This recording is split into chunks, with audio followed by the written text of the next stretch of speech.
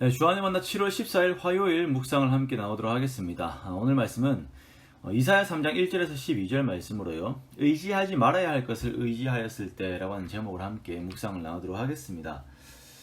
그 옛날 이야기 중에 햇님 달님이라고 하는 전래 동화가 있죠. 그 동화를 보면 그 위기에 처한 오누이가 나무 위에서 그 하늘의 도움을 요청하자 동아줄이 내려와서 그것을 잡고 하늘로 올라갔다라고 하는 이야기가 있습니다. 그래서 오빠가 해가 됐죠. 오빠가 해가 되고 여동생이 달이 되었다. 뭐 그런 이야기가 있습니다.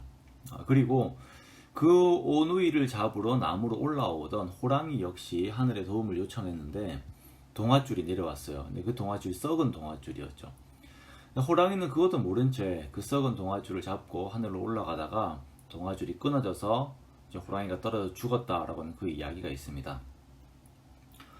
우리의 삶에서는 동아줄과 같은 도움의 요소들이 필요할 때가 있습니다.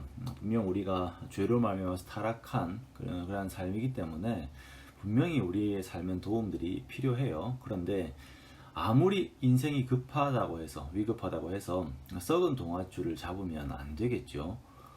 오늘 유다 백성들의 모습은 인생의 썩은 동아줄을 잡은 결과를 보여주고 있습니다. 의지하지 말아야 할 것을 의지한 것입니다.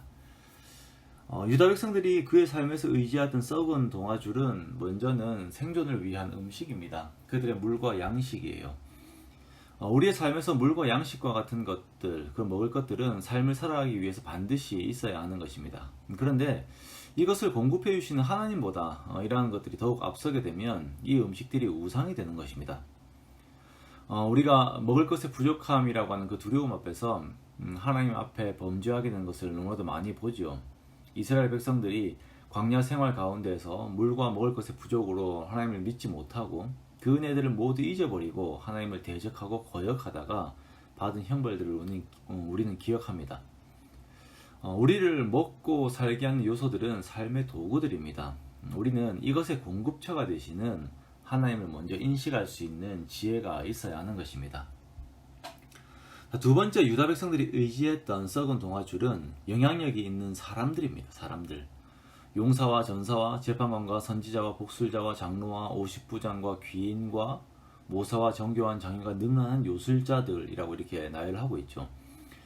용사와 전사, 50부장은 군사적인 지도자들이고요. 재판관과 장로와 귀인과 모사들은 정치적인 지도자들입니다. 그리고 선지자와 복술자와 능란한 요술자들은 종교적 지도자들이죠. 그리고 정교한 장인들은 산업적인 기술자들입니다. 유다 백성들은 이러한 사회적인 영향력이 있는 사람들을 하나님보다 더욱 의지하고 있었던 것입니다. 그런데 여기에 보면 복술자와 능란한 요술자와 같이 하나님께 철저하게 금하고 있는 사람들까지도 이들이 의지하고 있음을 봅니다. 신명기 18장 10절에서 11절에 보면 점쟁이나 기리용을 말하는 자나 요술하는 자나 무당이나 진원자나 신접한 자나 박수나 초혼자를 너희 가운데에 용납하지 말라라고 분명하게 말씀하고 계십니다. 이스라엘 가운데 이런 자들은 죽이라고 명령하실 정도로 하나님께 싫어하는 그런 존재들입니다. 이런 자들은 보통 우리가 사람들이 그 미래를 알기 위해서 이용하는 수단이죠. 하나님께서는 우리가 미래를 아는 것을 용납하지 않으십니다. 미래를 아는 것은 하나님의 영역이며 미래를 점친다라고 하는 것은 하나님의 통치 아래에서 하나님을 의지하는 것을 거부하는 행위이기 때문입니다. 이런 일들을 행하면서 사람의 마음을 빼앗는 이런 자들은 철저하게 썩은 동아줄입니다. 자, 하나님께서는 이 썩은 동아줄을 의지한 유다 백성들에게 내린 형벌이 있는데요. 그것이 이제 형벌을 내리시는데 그것이 유다가 의지했던 모든 것들을 끊어버리신다라는 것이에요. 이들의 물과 양식 그리고 이들의 그 사람들을 모두 끊어버리시겠다라고 말씀하십니다. 그리고 두 번째 결과는 그 4절에서 7절 그리고 12절에서 보이는 것과 같이 사회적, 국가적 파멸 및 인간관계의 파멸이 이들에게 주어지게 됩니다. 사회에서 성인 남성들이 파멸되어서 지도자의 역할을 감당하지 못하자 어린 아이와 여자들이 지도자가 되어야만 하는 그런 상황이 벌어집니다. 아이가 노인에게 그리고 비천한 자가 존귀한 자에게 교만해지는 상황이 벌어지는 것입니다. 사회 질서가 다 무너지게 되는 것이죠. 그리고 세 번째는 경제적인 파탄입니다. 이런 결과들이 오게 된 것은 8절에서 11절에서 또 말씀하신 것 같이 하나님을 거역하여서 죄를 범하였고 그들의 행위의 열매를 먹게 된 것이다 라고 선지자는 분명하게 말하고 있습니다. 의지하지 말아야 하는 것을 이들이 의지하였던 그 죄의 결과인 것입니다. 인생의 불안함에서 오는 그 가운데서 내가 잡으려고 하는 그 동아줄은 어떤 것입니까? 나에게 주어지지 않아서 마음이 조마조마하게 하는 것이 하나님의 임재입니까? 아니면 사람과 음식과 같은 그런 세상의 가치들입니까? 하나님께서는 의지하지 말아야 할 것들을 의지한 그 인생의 말로들을 그려놓으시면서 인생들이 의지해야 하는 것이 오직 하나님밖에 없음을 우리에게 다시 상기시키십니다. 우리가 함께 하나님을 기억하고 내게 베푸신 하나님의 은혜를 기억합시다.